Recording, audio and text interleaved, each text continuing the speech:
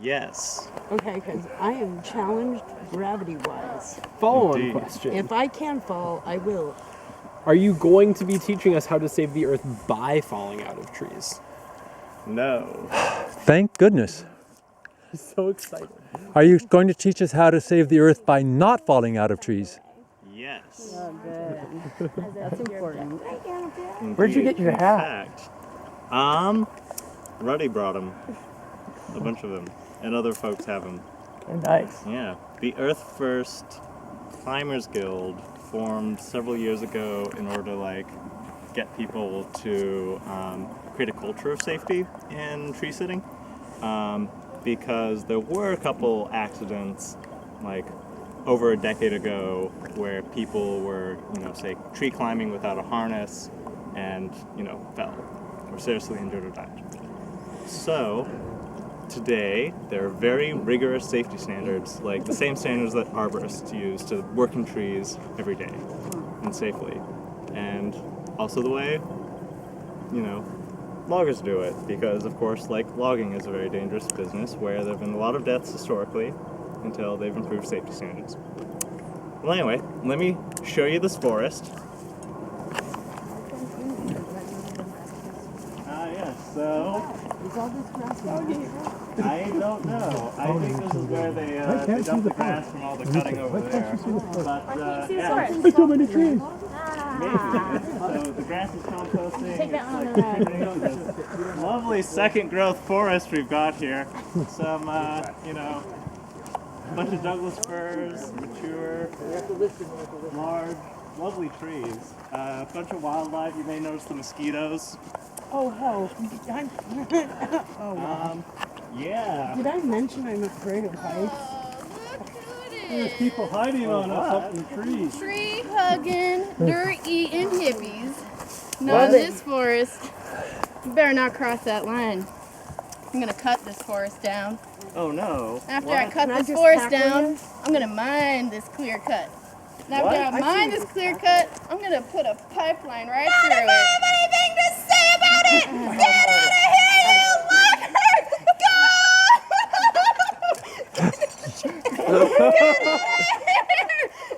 What are you doing in my forest? Hey! You wanna save your forest? Yeah. Learn how to climb! Oh yay! Foiled again! That's awesome. But wait, what if we're only protecting one tree? How do we protect multiple trees? Look over there! You can tie them in together!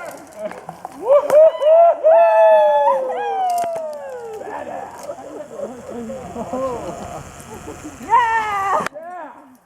Oh, wow. Oh, shit, there's one up there. There's a person in the sky!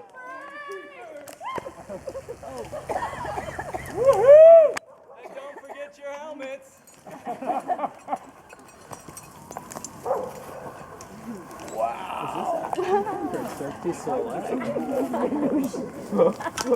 how do we get in these trees in the first place? Look at it here, right? What? Oh, nice. So one of the ways we have to get in the trees is with bows. And sometimes it doesn't always work perfect. Yeah! I can do that. Woohoo! Ta-da! Bravo! I have to say something. I think the climb team these people are so awesome. They're not just awesome at doing this, but they came here 2 days early to camp so that they would have the ropes and everything, the traverse to be set up, so that they could participate in the anti-oppression trainings today. Cool. That's how committed they are to this whole process. I think they rock. Oh, that's a little rough. So is this now for tree wrestling or something? Yeah, tree wrestling. You guys are some crazy, amazing people. Okay, but in all seriousness, we're part of the Earth First Climbers Guild, a group of people who are working to standardize and make sure we're all doing aerial blockades really safely. So we really like the silly aspects of it, but we also really like keeping each other safe. Yeah, so you can use direct action climbing to help protect forests. You can use it to enhance your campaign if you're going to do a giant banner off of a crane or somewhere else. You can use it to make your blockades stronger. And so the skills that you saw today are some of the skills that we're going to teach folks. And we're going to have beginning workshops to get folks introduced to climbing throughout the whole time that folks are here. And for folks that actually want to get really comfortable with it, maybe able to set up your own anchors and learn how all of it works, we will have a track that's going throughout the week. I would probably feel better climbing up there if I'm terrified of heights. Absolutely terrified. And we're really stoked about making this accessible. So if you're not Yeah. like super buff, we can figure out how to make it work. Well, I And can if you're- climb. It's just once I get up there, I'm like, yeah. Yeah. Dude. Seriously. That looks like entirely too much fun up there, though. Yeah. A lot of fun. I knew there were Ewoks in this. Does anyone have any questions? So longevity in the mountain or in the trees. How long do you stay up there, and how do you stay there for long periods of time? It depends on the campaign, whether people are extracted or not. Records are up to almost 2 years of staying up there. And for most direct actions like this, one person that's doing a high-risk role needs like a ton of community support. So if you don't have people resupplying you, getting you things that you need, you're not going to last very long. But yeah, it depends on how long it takes to win. How long have you stayed up in the tree? We did a 6-week campaign in and out the whole time. 2 questions?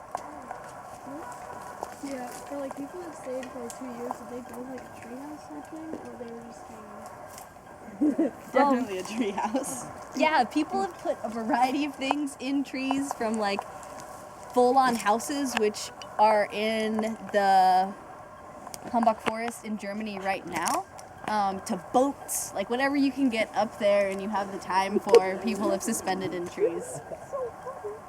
A car, bus, yeah. Car. How the heck do you get a car up a tree? With pulleys. Wow. Ashok? A minute ago you said it depends, the longevity depends on whether or not you are extracted. What does extracted mean? Yes. So this tactic has been happening for decades, of using climbing in protests. And some people caught on to that didn't like it. So extraction happens from either firefighters, or it happens other loggers that have experience. They will like climb up the trees, and then they will like literally physically like cut your lines, cut your safeties, like cut you out, like pull you down, either with a cherry picker, or they will like lower you down in like a really unsafe way. And that's happened a fair amount of times. Not everyone's been extracted. Like every campaign is different. But like sleep deprivation, like lights, like certain forms of like whatever. Yeah, people will do a variety of things to make protesters uncomfortable and make the situation really uncomfortable. Because, you know, it's often fighting corporations that are trying to destroy land. And they'll do a lot to win. There's also really low-risk ways to use climbing too, to like survey for endangered species that live up in the trees, to find them, and that's like not an arrestable situation at all. To get good, one of my friends back home is an older woman that takes a lot of pictures of frack sites, and she climbs to be able to get a better vantage point.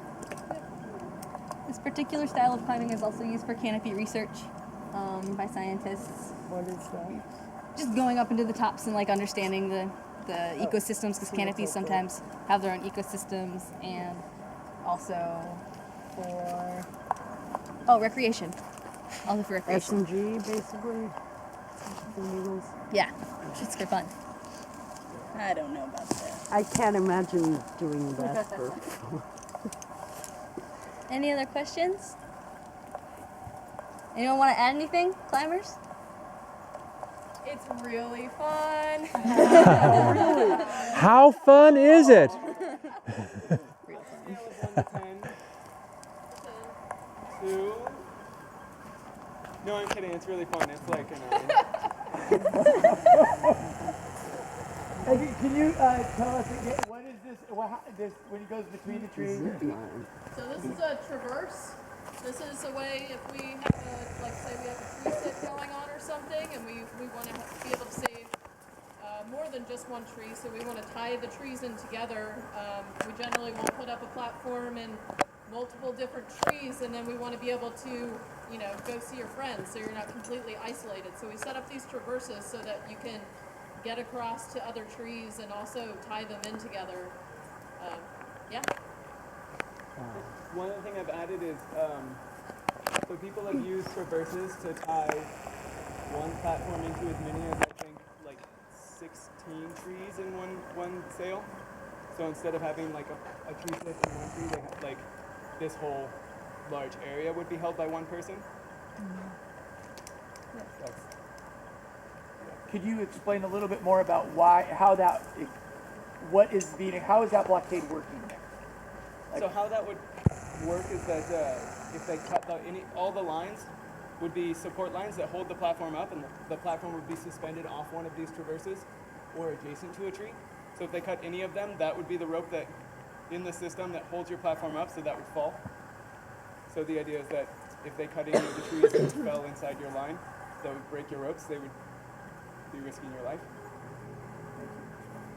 We do this to play on people's humanity. It's like, do you really need to cut down this tree? Or do you want to kill somebody and cut down this tree? Is it worth it? So when we're sitting up in trees, we're playing on people's humanity. How high up would you say you are right now? I'm not really sure. It's hard to gauge distance. Maybe 15 feet? That's my guess. Wow. Crazy people. But we love teaching people how to climb, so if you're interested, come and play with us up in the trees. Can I see a hands of folks that are going to be joining us tomorrow? Can you deal with the wuss? Very welcome. How about 1, 2, 3, 4, 5, 6, 7. Awesome. And just 8. 8 and 9. And if you don't come tomorrow, you can come the next day as well. Feel free to drop in. Please remember to wear closed-toed shoes. Sandals are not great for climbing, as you can like. Something like this, okay? That'll be okay. The harder sole you have, the better. Pants are also really great. And we're just trying to prevent abrasions to your feet and knees and stuff, which are pretty common. And kids are super welcome to come, 5 and up, but with parental supervision. And please be sober if you're gonna come. It seems, just completely all intoxicants. I couldn't imagine trying to climb up there anything less than completely sober. And now after I come down, from the tree, I may need to alter my perception a little bit. But yeah. Alters your perception. Yeah, Huh? absolutely. Going up into the tree alters your perception. Yeah, right. And once you pass that banner, if you could announce yourselves, let us know that you're here. Becca, you want to say something? Yeah, I was just wondering how long all of y'all have been doing this, and like how long you trained before you were doing it like regularly. I've been doing it for 4 years, and I started training pretty quickly after I started doing it. I came into this through doing like high ropes team building challenge courses, so I've been doing that since 2006. And then a couple of years I've been doing this kind of thing. Volunteer. Tim, how long have you been training? I have been training tree climbing for the last 5 years, and have been climbing for the last 6. Okay.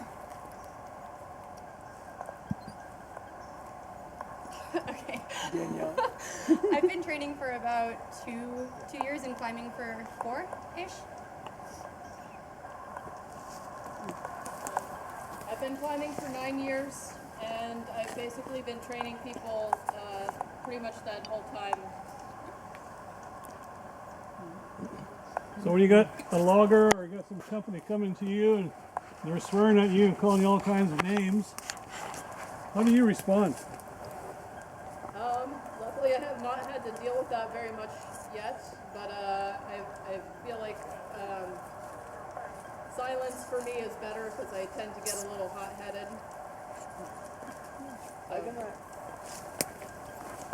Go ahead. I've interacted with loggers in the forest, but never in a situation where they came up cussing and swearing. They also weren't trying to log the scale we were in. They just kind of like had heard about it and drove up to try to check it out. And I just talked to them like I would talk to anyone else. I just said hi to them. We just sat and chatted for a while, and they were like, "Oh, we're loggers." And I was like, "Oh, cool. Who do you work for?" And then we just struck up conversation, and then they ended up giving me a beer.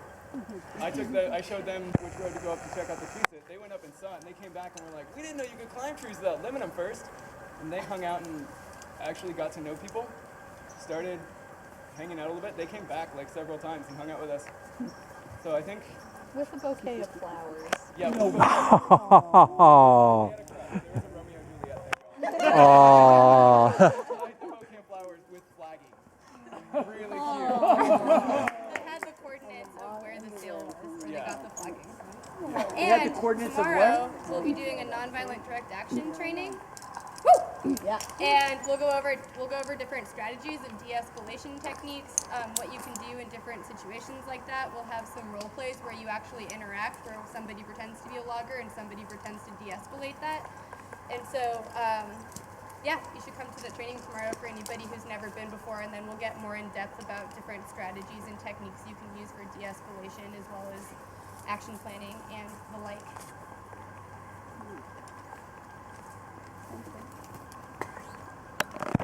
Thanks, y'all. Thank you.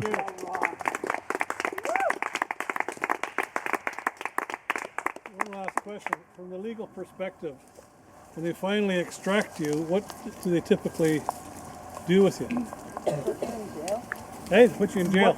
What do they charge you with?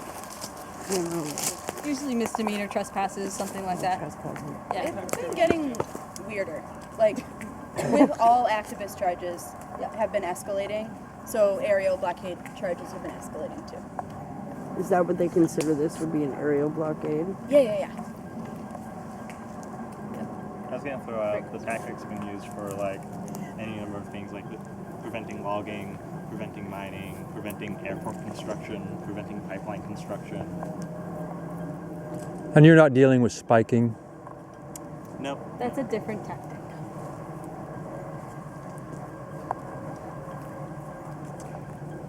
Sweet. Thank you so much. FYI, climbing, we